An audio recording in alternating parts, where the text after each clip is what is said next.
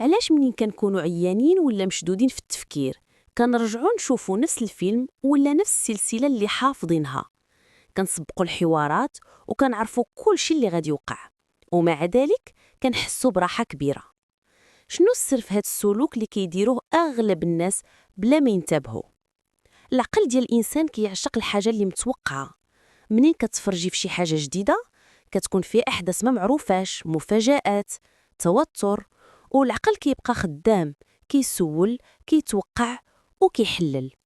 لكن منين كتعاودي تشوفي شي حاجه قديمه ومألوفه، العقل كيرتاح، حيت كل لحظه كيعرفها، كيعرف فين غادي تضحكي، فين غادي تبكي، وعارف النهايه من الاول.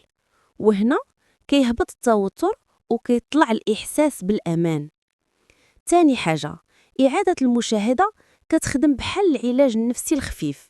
العلماء مسمين هاد الظاهرة comfort watching، بحال منين كتاخدي طبيخ من يد امك ولا تقلصي في كرسي قديم كيعطيك الراحة. منين كتكوني مزروبة ولا مهمومة، العقل كيمشي للحاجة اللي كتعطيه الإحساس بالطمئنان. وشنو حسن من فيلم ولا سلسلة ارتبطتي بها في مرحلة زوينة في حياتك؟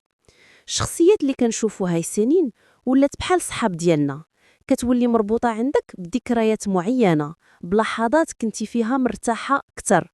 وهاد الشخصيات كتعطيك واحد الإحساس بالرفقة بلا ما تحتاجي تشرحي ولا تهضري.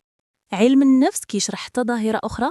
منين كتشاهدي حاجة كتعرفي نهايتها، العقل كيدخل في واحد الحالة ديال تنظيم العاطفة، كيعرف ما كاين لا خطر لا مفاجأة، وبهذا كيهبط الضغط النفسي وكتولي المشاهدة بحال ملجأ صغير تهربي ليه. وفي الحقيقة علاش كنعاودو نشوفو نفس الأفلام والسلسلات؟ حيت كنقلبو على راحة، على أمان، على لحظة بسيطة وسط العالم اللي كل نهار كيزيد يتعقد. ماشي كسل وماشي قلة الجديد، غير رغبة في شي إحساس قديم كنحتاجوه حتى إلا كانت مدة قصيرة. كل مرة كتشعلي فيها فيلم قديم راه ماشي مجرد مشاهدة، راه الرجوع لذكريات، الضحك، الأيام كانت أخف، وربما الرجوع عن نفسك.